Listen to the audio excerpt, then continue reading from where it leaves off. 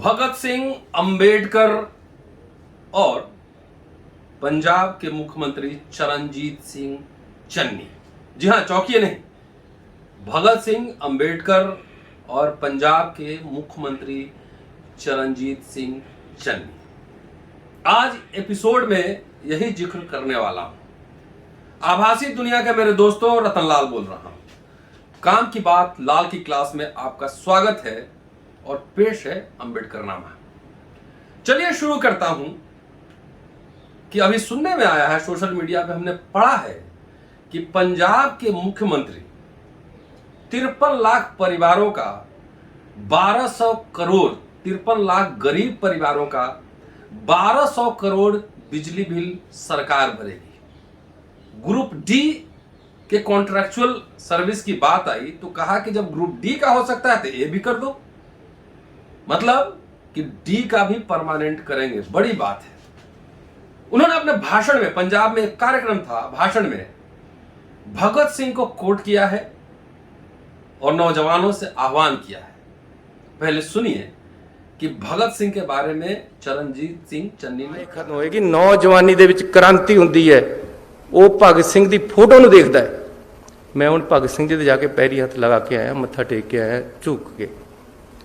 ਜਿਹੜੇ ਮੁੰਡੇ ਦੇ ਕਮਰੇ ਦੇ ਵਿੱਚ ਜਾਂ ਗੱਡੀ ਦੇ ਉੱਪਰ ਜਾਂ ਮੋਬਾਈਲ ਦੇ ਉਰੇ ਭਗਤ ਸਿੰਘ ਦੀ ਫੋਟੋ ਲੱਗੀ ਵੀ, ਸਮਝ ਲਓ ਇਹ ਬੰਦਾ ਕੰਮ ਦਾ ਹੈ, ਉਹਦੀ ਸੋਚ ਸਹੀ ਹੈ। ਭਗਤ ਸਿੰਘ ਨੂੰ ਦੇਖਣਾ ਪਏਗਾ, ਨੌਜਵਾਨਾਂ ਨੂੰ ਉਹਦੀ ਸੋਚ ਨੂੰ ਦੇਖਣਾ पड़ेगा। क्रांति लियानी पड़ेगी देश दे विच और सूबे दे विच। अब सुनिए डॉक्टर अंबेडकर के बारे में चरणजीत सिंह चन्नी ने क्या। इसलिए मैं पंजाब दे नौजवान नूं बेनती करना चाहुंदा कि ओहदे वल देखो। आ मेरी फोटो लगी भी इस ओहदे सामने बाबा अंबेडकर जी दे। मैं कहा यार जिन्हें आह बनाया, मैं नहीं बनाया ये डिजाइन, मैनू बड़ा चंगा लग्या कि मैं उहदे वालों देख रहा तो वो मेरे वालों देख रहे। उहदी जिंदगी नूं पढ़ो, उस तो सिक्ख्या लो, जिंदगी दे विच संघर्ष करो तो फिर अगे बढ़ो।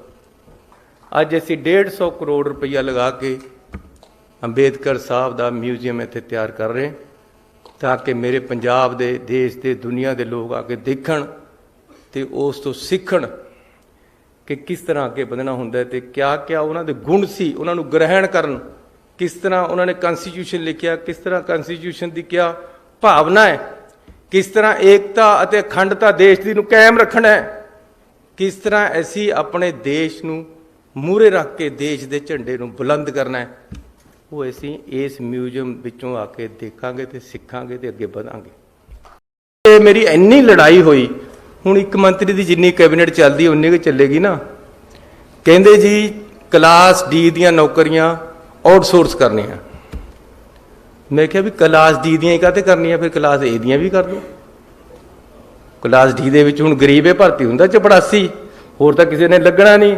ਡਰਾਈਵਰ, ਟੈਕਨੀਸ਼ੀਅਨ ਜਿੰਨੇ ਕਲਾਸ ਡੀ ਦੇ ਵਿੱਚ ਹੈ, ਉਹ ਮੇਰੇ ਡਾਇਰੈਕਟਰ ਬੈਠੇ, ਮੈਂ ਇਹਨਾਂ ਦੀ ਫਾਈਲ ਪਰ ਲਿਖ ਕੇ ਭੇਜਿਆ ਵੀ ਨਹੀਂ ਇਸ ਤਰ੍ਹਾਂ ਹੋ ਸਕਦਾ, ਹੁਣ ਮੈਂ ਕਰ ਦੇਣਾ। ਹੁਣ ਮੇਰੇ ਪਾਸ ਆ ਗਈ ਉਹ ਕੱਲ। ਕਲਾਸ ਡੀ ਦੇ ਵੀ ਰੈਗੂਲਰ ਹੀ ਭਰਤੀ ਹੋਣਗੇ। ਉਹ ਕਿ ਉਹਨਾਂ ਉਹ ਕਿਤੇ ਹੋਰ ਤੇ ਆਏ ਆ, ਉਹ ਕਾਹਤੇ ਨਹੀਂ ਪੜ ਸਕਦੇ ਬਈ। ਜਾਂ ਫਿਰ ਏ ਕਲਾਸ ਵਾਲਿਆਂ ਨੂੰ ਵੀ ਆਊਟਸੋਰਸ ਕਰ ਲਓ, ਬੀ ਵਾਲਿਆਂ ਨੂੰ ਵੀ ਆਊਟਸੋਰਸ ਕਰ ਲਓ। ਅਫਸਰ ਤਾਂ ਲੱਗੇਗਾ ਪੱਕੀ ਤਨਖਾਹ ਪਰ 2.25 ਲੱਖ ਰੁਪਈਆ, ਜਿਹਦੀ 11,000 ਤਨਖਾਹ ਹੈ ਉਹ ਆਊਟਸੋਰਸ ਪਰ ਲੱਗੇਗਾ। ਸਾਰੀ ਉਮਰ ਉੱਪਰ ਤੇ ਤਲਵਾਰ ਲਟਕਦੀ ਰਹਿੰਦੀ ਹੈ ਕਿ ਜੀ ਅੱਜ ਕੱਢ ਦੇਵੇਂ, ਅੱਜ ਕੱਢ ਦੇਵੇਂ, ਕਿਉਂਕਿ ਨੌਕਰ ਤਾਂ ਆਊਟਸੋਰਸ ਹੈ ਜਾਂ ਕੰਟਰੈਕਟ ਤੇ ਹੈ। चपड़ासी कोई आम चीज़ नहीं है, टैक्नीशियन, ड्राइवर कोई आम चीज़ नहीं है। ये भी असी उहदे परे भरने हैं, रेगूलर भरने जिस तरह दूसरे भरते। सो मैं थोड़ा ज़्यादा ही टाइम ले गया कुछ। थोड़ा बहुत धन्यवाद। परमात्मा तुहानूं तरक्कियां बख्शे। अंबेडकर जी की सोच, उन्हां दे दस्से हुए रास्ते ते असीं चलीए। संविधान दे, हिंदुस्तान के संविधान नूं तकड़ा रखिए, देश दे विच निष्ठा रखिए, देश दे विच एकता बनी रहे। कोई साडे वल नूं झाकदा नहीं, कोई पाकिस्तान साडा बैरी नहीं बन सकदा जे असीं आप इकट्ठे रहांगे। इस करके एकता रखो। ਤਕੜੇ ਹੋ ਕੇ ਦੇਸ਼ ਨੂੰ ਅੱਗੇ ਲਿਜਾਣ ਲਈ ਨੌਜਵਾਨ ਅੱਗੇ ਆਵੇ ਤੇ ਆਪਾਂ ਸਾਰੇ ਆਪਣੇ ਸੂਬੇ ਨੂੰ ਇੰਨਾ ਵਧੀਆ ਬਣਾ ਦਈਏ ਕਿ ਲੋਕ ਕਹਿਣ ਵੀ ਇਹ ਪੰਜਾਬ ਕਰਾਂ ਕੀ ਸਿਫਤ ਤੇਰੀ, ਸ਼ਾਨਾਂ ਦੇ ਸਭ ਸਮਾਨ ਤੇਰੇ। बहुत धन्यवाद। चलिए, आज एपिसोड में चूंकि चरणजीत सिंह चन्नी ने दोनों महान विभूतियों का नाम लिया है, इसलिए मैं दोनों महान विभूतियों का एक एक लेख आपके सामने रखने जा रहा हूं। पहला, जब भगत सिंह ने अपने साथियों के साथ असेंबली हॉल में बम फेंका था, तब उन्होंने वहां एक पर्चा बांटा था। वो पर्चा में क्या लिखा था, एक पन्ने का पर्चा है, वो मैं आपको बताता हूं। हिंदुस्तान समाजवादी प्रजातांत्रिक एसोसिएशन है, उसमें लिखा हुआ है कि बहरों को सुनाने के लिए बहुत ऊंची आवाज की जरूरत होती है। प्रसिद्ध फ्रांसीसी एनार्किस्ट आरक्षावादी शहीद वैलिया के यह अमर शब्द हमारे काम के औचित्य के साक्षी हैं। पिछले 10 वर्षों में ब्रिटिश सरकार ने शासन सुधार के नाम पर इस देश का जो अपमान किया है, उसको दोहराने की आवश्यकता नहीं, और न ही हिंदुस्तानी पार्लियामेंट पुकारी जाने वाली इस सभा ने भारतीय राष्ट्र के सिर पर पत्थर फेंककर जो अपमान किया है, उसको उदाहरणों को याद दिलाने की आवश्यकता है। इन दोनों बातें कोई आवश्यकता नहीं है, यह सब सर्वविदित और स्पष्ट है।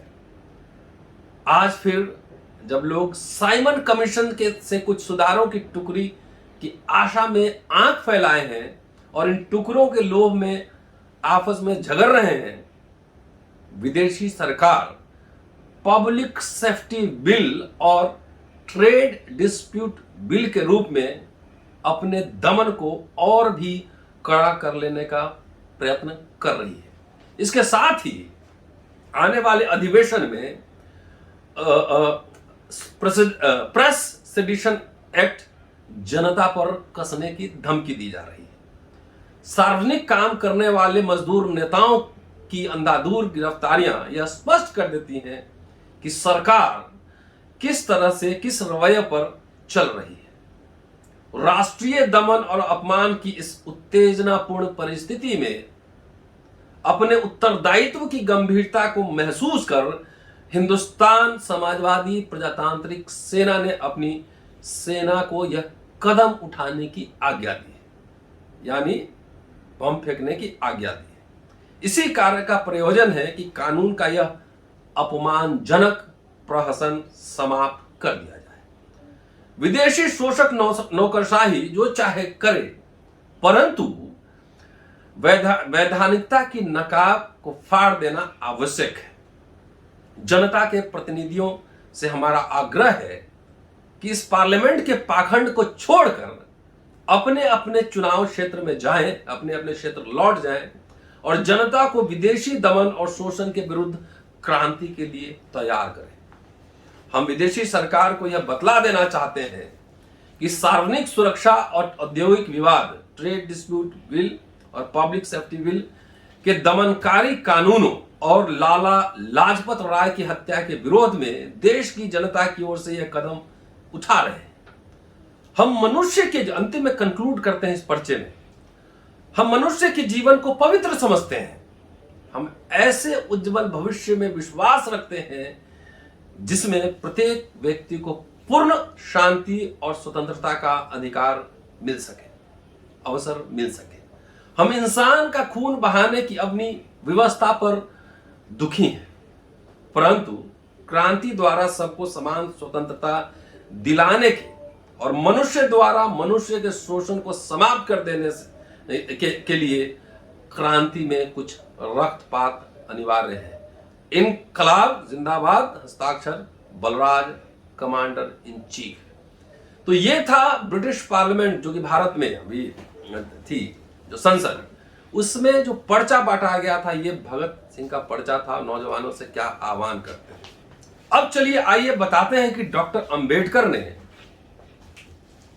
भगत सिंह और उनके साथियों के फांसी लगने के बाद क्या लिखा था।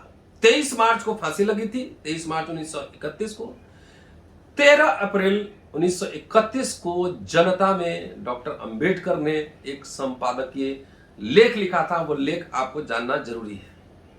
उन्होंने लिखा कि भगत सिंह, सुखदेव और राजगुरु इन तीनों को अंततः फांसी पर लटका दिया गया। इन तीनों पर यह आरोप लगाया गया कि उन्होंने सैंडर्स नामक अंग्रेज अफसर और चमन सिंह नामक एक पंजाबी जो सिपाही है, पुलिस अधिकारी, उसकी लाहौर में हत्या की।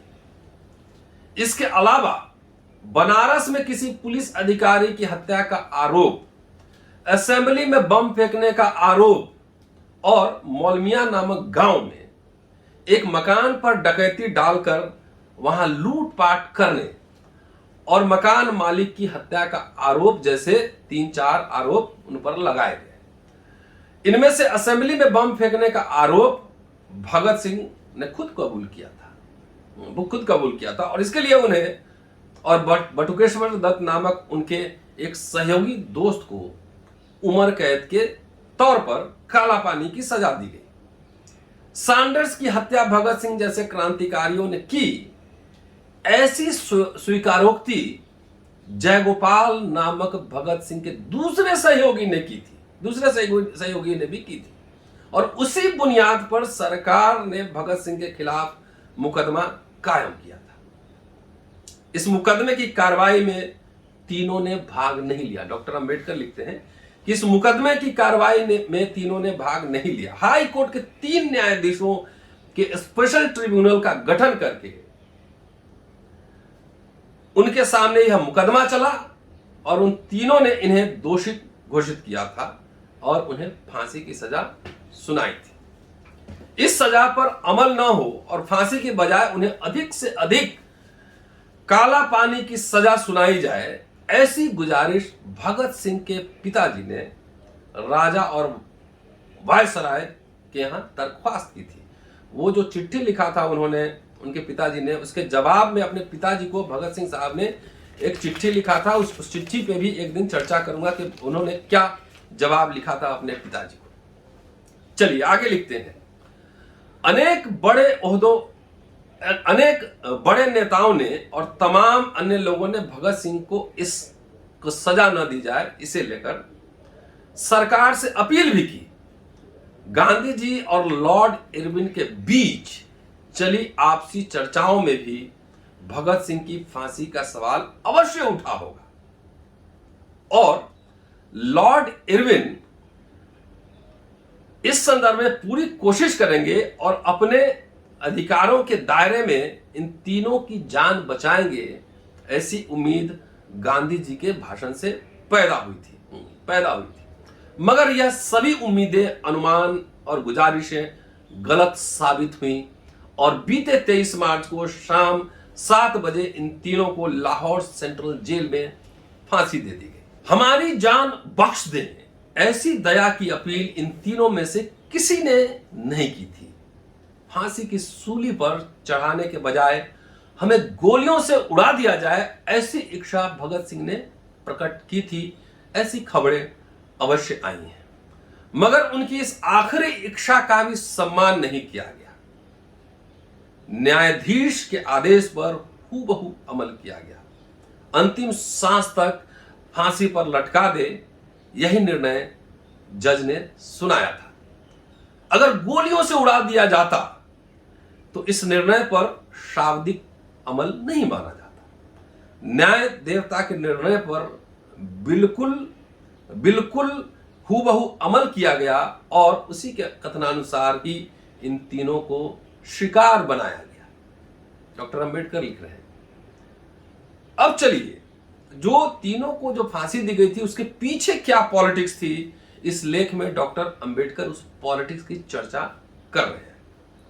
अगर सरकार को यह उम्मीद हो कि इस घटना से अंग्रेजी सरकार बिल्कुल न्यायप्रिय है, न्यायपालिका के आदेश पर हूबहू अमल करती है, ऐसी समझदारी जनता के बीच मजबूत होगी और इसी न्यायप्रियता कोट अनकोट के कारण जनता उसका समर्थन करेंगे, तो यह सरकार की नादानी और नासमझी समझी जा सकती है, क्योंकि यह बलिदान ब्रिटिश न्याय देवता की शोहरत को अधिक पारदर्शी और शक्तिशाली बनाने के इरादे से किया गया है। इस बात पर भी किसी को यकीन नहीं है। खुद सरकार भी इसी समझदारी के आधार पर अपने आप को संतुष्ट नहीं कर सकती, फिर बाकियों को भी इस न्यायप्रियता के आवरण में किस तरह संतुष्ट कर सकती है। न्याय देवता की भक्ति के तौर पर नहीं, बल्कि अब पॉलिटिक्स से बता रहे हैं डॉक्टर अंबेडकर यहां कि न्याय देवता के भक्ति के तौर पर नहीं, बल्कि विलायत के कंजर्वेटिव राजनीतिक पार्टी और जनमत के डर से इस बलिदान को अंजाम दिया गया है। इस बात को सरकार के साथ साथ तमाम दुनिया जानती है। गांधी जैसे राजनीतिक बंदियों को बिना शर्त रिहा करने और गांधी खेमे से समझौता करने से ब्रिटिश सरकार और उनके इशारे पर चलने वाला वायसराय है, ऐसा शोरगुल विलायत के राजनीतिक रूढ़िवादी पार्टी के कुछ कट्टरपंथी कर रहे हैं। सो कॉन्स्पिरेसी जो चल रहा था उसके बारे में चर्चा करते हैं डॉक्टर अंबेडकर और आगे लिखते हैं कि और ऐसे समय में एक अंग्रेज व्यक्ति और अधिकारी की हत्या करने का आरोप जिस पर लगा हो और वह भी साबित हो चुका हो, ऐसे राजनीतिक क्रांतिकारी अपराधी को अगर इरविन ने मुआफी दे दी तो इन राजनीतिक रूढ़िवादियों के हाथों यह मुद्दा बनाया जा सकता है। उनके हाथ में एक मुद्दा मिल जाता सरकार के खिलाफ। उस समय लेबर पार्टी इंग्लैंड में शासन में थी। पहले से ही ब्रिटेन में लेबर पार्टी की सरकार डावाडोल चल रही है और उसी परिस्थिति में यदि यह मसला राजनीतिक रूढ़िवादियों को मिलता कि वह अंग्रेज व्यक्ति और अधिकारी के हिंदुस्तानी हत्यारों को माफ करती है, तो यह अच्छा बहाना वहां के राजनीतिक रूढ़िवादियों को मिलता और लोकमत लेबर पार्टी के खिलाफ उन्हें माहौल बनाने में सहूलियत मिलती। इस संकट से बचने के लिए और रूढ़िवादियों के गुस्से की आग न भड़के, इसलिए फांसी की इन सजा को अंजाम दिया गया है। यह कदम ब्रिटिश न्यायपालिका को खुश करने के लिए नहीं, बल्कि ब्रिटिश लोकमत को खुश करने के लिए उठाया गया है कि वहां जो कंजर्वेटिव पार्टी थी उसके दबाव में यह कदम उठाया गया। आगे डॉक्टर अंबेडकर लिखते हैं कि अगर निजी तौर पर यह मामला लॉर्ड इरविन की पसंदगी और नापसंदगी से जुड़ा होता तो उन्होंने अपने अधिकारों का इस्तेमाल करके फांसी की सजा रद्द करके उसके स्थान पर उम्र कैद दी होती, उसकी सजा सुनाई होती। विलायत की लेबर पार्टी के मंत्रिमंडल ने भी लॉर्ड इरविन के इस निर्णय का समर्थन किया होता। गांधी इरविन करार के बहाने इसे अंजाम देकर भारत के जनमत को राजी करना जरूरी था। जाते जाते लॉर्ड इरविन जनता का दिल भी जीत लेते, मगर इंग्लैंड के अपने रूढ़िवादी बिरादरों और वहां के उसी मनोवृत्ति के नौकरशाहों के गुस्से का वो शिकार होते अगर ये माफी दे देते भगत सिंह को। तो इसलिए जनमत की परवाह किए बगैर लॉर्ड इरविन की सरकार ने भगत सिंह को फांसी पर चढ़ा दिया, और वो भी कराची कांग्रेस से 4 दिन पहले। गांधी इरविन करार को मटियामेट करने एवं समझौते की गांधी की कोशिशों को विफल करने के लिए भगत सिंह को फांसी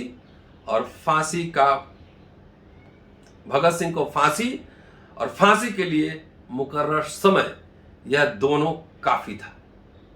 अगर इस समझौते को समाप्त करने का ही इरादा लॉर्ड इरविन सरकार का था तो इस कार्रवाई के अलावा और कोई मजबूत मसला उसे ढूंढने से भी नहीं मिलता। इस नजरिए से भी देखें तो गांधी जी के कथनानुसार सरकार ने यह बड़ी भूल की है, यह कहना अनुचित नहीं होगा। लब्बो लुआब यही कि जनमत की परवाह किए बगैर गांधी इरविन समझौते का क्या होगा इसकी चिंता किए बिना विलायत के रूढ़िवादियों कंजर्वेटिव्स के गुस्से का शिकार होने से अपने आप को बचाने के लिए भगत सिंह की बलि चढ़ाई गई। यह बात छिप न सकेगी और यह बात सरकार को पक्के तौर पर मान लेना चाहिए। चलिए, चन्नी साहब ने संस्थाओं के निर्माण की बात की है, नौजवानों को आह्वान किया है, ग्रुप डी सर्विस को रेगुलराइज करने की बात की है, किसानों मजदूरों की बात की है। इसलिए यह संबंध ऐसे जुड़ता है कि भगत सिंह नौजवानों से आह्वान कर रहे थे। छात्र और राजनीति पर मैंने उनके भाषण का वीडियो बनाया था। डॉक्टर अंबेडकर लगातार नौजवानों से अपील कर रहे थे। दोनों इस देश में किसानों, मजदूरों, वंचितों की बात कर रहे थे और दोनों का नाम लेते हुए पंजाब के मुख्यमंत्री चरणजीत सिंह चन्नी ने वही बात दोहराई है। देखना है, चुनाव नजदीक है, डॉक्टर चरणजीत सिंह चन्नी पंजाब के मुख्यमंत्री अपने वादों पर, अपने बात पर, भगत सिंह और अंबेडकर के विचारों पर कितने खड़े उतरते हैं। शुक्रिया। Keep watching and sharing Ambedkar नामा। अगले एपिसोड में आपसे फिर मुलाकात होगी। शुक्रिया। जय भीम।